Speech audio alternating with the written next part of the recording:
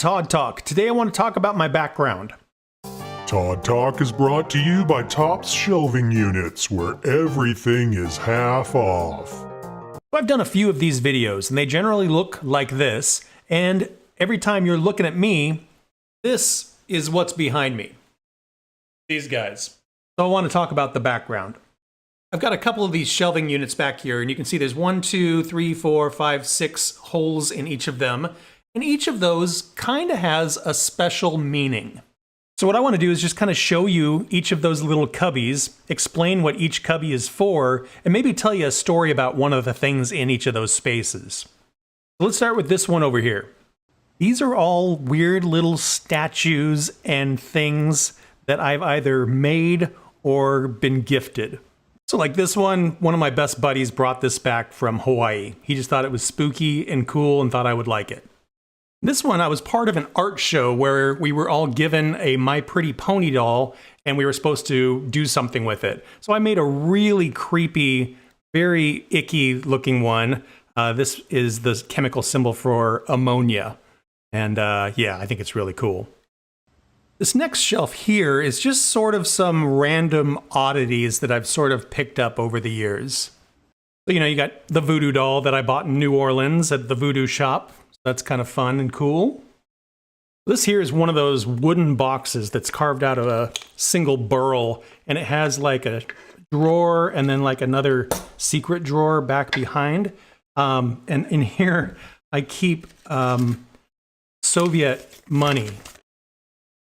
This one is just a big light and my tarot cards. I do like tarot cards. I think they're pretty fun. I don't really prescribe to all of the kind of woo-woo stuff, but I find it very interesting. If you know anything about card shuffling, a normal deck of cards has 52 in it, and the number of ways that you can arrange a deck of cards is 52 times 51 times 50. It's a factorial, and that number is bigger than the number of particles in the observable universe.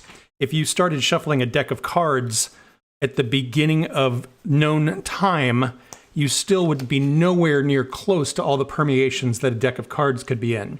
Every time you shuffle a deck of cards, it is a little bit special for that person because it's in an order that nobody has ever had a deck of cards in. That's a pretty good card. Right after the COVID times, I went down to San Francisco and a bunch of the bars reopened, and I went to Smuggler's Cove, and they were just handing out little shot glasses to kind of celebrate the reopening. And so this is the shot glass that I got from Smuggler's Cove. So this one here, obviously there's a plant, and then there's some things that I've been awarded or that I've won. This here is a stein, actually functional stein, and I went to a German bar just as a stop one New Year's Eve, and they had a drawing and they drew my name and they handed me a stein. Down here I just have a terrarium that I made, and I've got some books. This one here is things from family members or really close friends. So here I've got cufflinks from the first time I was a best man in a wedding, and I've got a pocket watch from the second time I was a best man in a wedding. And these were my dad's glasses. This is sort of what I just remember him wearing all the time. Although he had several pairs of glasses, these are the ones that just sort of remind me of him. He was super blind. These here are just very interesting possessions that I own. So you might see in there a tooth that came out of my head.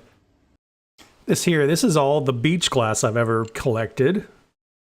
This is actually a functional synthesizer. It has an audio out, an on-off switch, and then there's these two tiny little buttons here that change the waveform, and it's very noisy and chaotic, but it's really, really cool. These here are all magic tricks. Some of them are trick decks, things like that, some gimmicks for doing different magic tricks.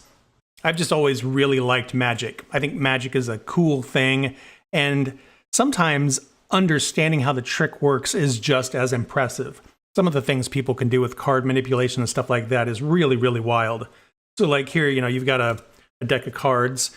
When you fan through it, you can see like all the cards are different and all that. So you go ahead and you pick a card. So let's just shuffle through here and we'll just pick one. So we'll say like this one here. And then when I put it back together, Give it a little tap. Poof. And your card went to the top. That's pretty cool, right? Really, it's just because all of them are the 4 clubs. So this little cubby here is just all really occulty stuff. I love like the spookiness and the witchiness of occulty things. So I got the black candle and the little copper bowl and another set of tarot cards, stuff like that.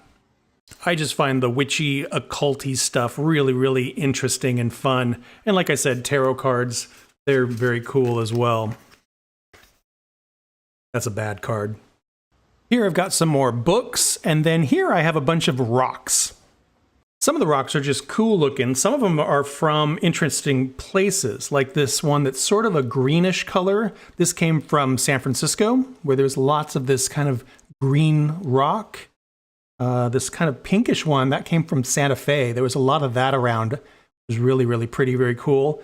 And like these 3 here, when you see Washington, D.C., this is the gravel that's all over the mall. And so this is what it looks like close up. And so that's what's on my shelves in the background.